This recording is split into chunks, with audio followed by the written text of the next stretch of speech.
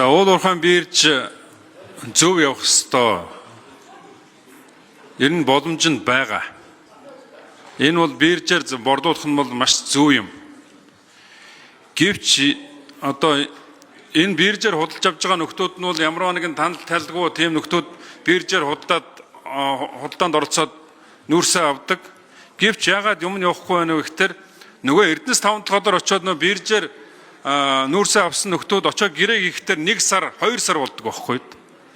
Тэгээ энэ хугацаанд өөрөөр нүүрс өсөж байгаа үед бол нөгөө хүмүүс хүлээж болно. Гэтэл нүүрс унж байгаа үед бол унж байгаа үед бол тэр 2 сар хүлээнэ гэдэг чинь нөгөө биржээр үнэ төлөө худлаад авсан тэр компаниудад бол маш том асуудал болж байгаа байхгүй.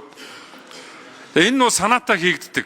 Ягаад гэвэл дарга нар улсын их хурлын гишүүд сайд нар яадаг вэ гэхээр Эрдэнэс таван толгойдоор очиод 500 мянган тонн сая тонны гэрээг $3 $2 зөрүү авчгаад хийдэг. Тэр нүүрснүүд нь бүгдээрээ төрүүлж гардаг. Тийм учраас энэ одоо биржээр нүүрс авч байгаа тэр хүмүүсийн одоо асуудал нь явахгүй, ачлалт нь хийгдэхгүй ийм л юм болоод байгаа. Тэгээ ер нь бол одоо ингээд харж яхад бол яавал нүүрсийг алчиг үнэтэй болох уу гэдэг ийм л одоо ловер тэр Эрдэнэс таван толгойдоор бүрэн явж байгаа.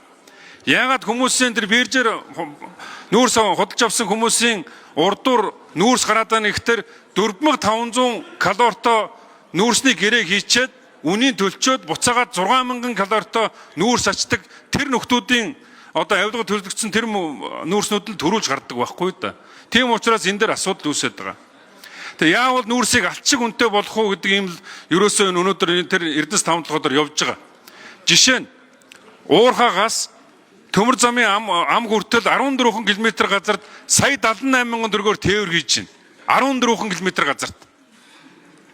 Дээрээс нь төмөр замаар хил дээр авч буулгаад хил дээрээс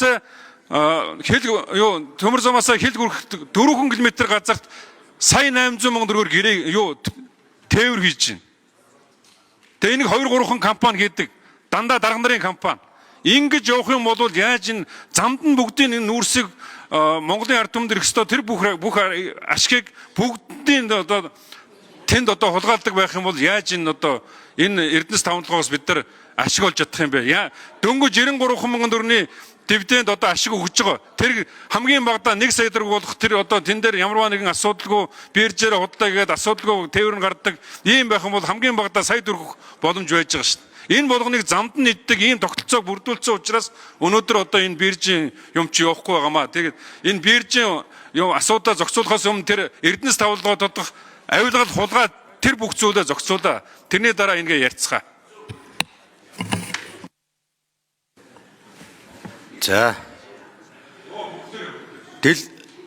Дэлгэр сайхан сайд яахын бүрүүд Дэлгэр сайхан сайд энэ тээвэртэй холбоотой асуудлаар нэг хариулт тайлбар нэгцэн ойлголт өгөх зүйтэй байна. Хоёрдугаарт одоо энэ дээр бас нэг Эрдэнэс таван толгойн захирлын үүрэг гүйцэтгэж ирсэн байж гин. Бас нэг асуулт асууж. Тэр Бортегийн орд гэдэг ордын лиценз хэний эзэмшилд байд юм бэ? Хэвлэлээр намайг эзэмшдэг гэж явуудах юм. Тэрний талаар одоо Эрдэнэс таван толгой компаниг тайлбар өгөөч. Би одоо тийм орд эзэмшдгээ мэдэхгүй. За, Дэлгэр сайхан сайд хариулт өгье. За, Пүрүлэр жигшүүний асуултанд хариулъя. Ер нь бол